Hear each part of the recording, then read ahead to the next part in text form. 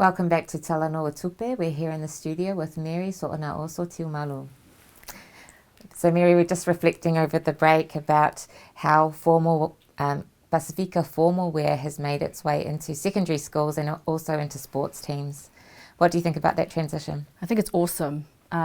We already know that more and more of our youth are born here. Like I think the stats 60% are now born in New Zealand. So they recognise New Zealand as their home, but they're always going to have ties to the Pacific and to the Pacific region. So having to navigate both worlds, it allows the space. I guess what I'm trying to say is that when the spaces are reflective of who they are, it gives them a lot more confidence. So I'm all for it. I'm all for them wearing their earfag. I can't wait to find a school that has all puletasi as the uniform. That would be quite cool. So yeah, I'm definitely all for it, and it's awesome to see the movement happen. Yeah. Speaking about youth and cultural identity, can you tell us a little bit about your approach to Samoan language? So I'm constantly trying to learn. I'm on a learning journey myself.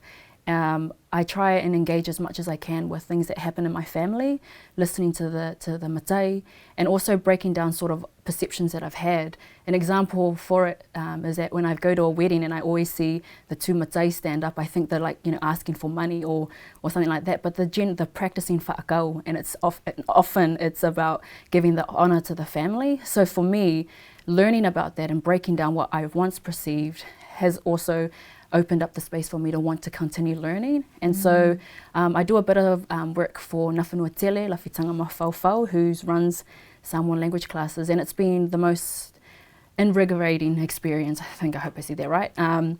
And it's been one that, has made me constantly want to learn and also give access to others to learn. Yes. And I think what the beauty of that is that we're trying to show young people that your culture can be accessible and you can learn it. So we're having to translate a lot of different things in multiple mediums. So we have the face-to-face, but we also have a strong online engagement plan, and then we also have digital resources to sort of make it palatable for people to learn. So again, like I said, it's a learning experience for me, but one that I'm hoping to allow others to feel like they can access it too. So yeah. Yeah, no, I follow all of Ngāwhenua Tele's stuff and I'm enrolled in her classes, and I just think that it's amazing to have this resource. Yeah. Because I'm on a learning journey myself, and for a very long time I felt like it's not that the desire was lacking, it was the resources and access to resources that was lacking for me.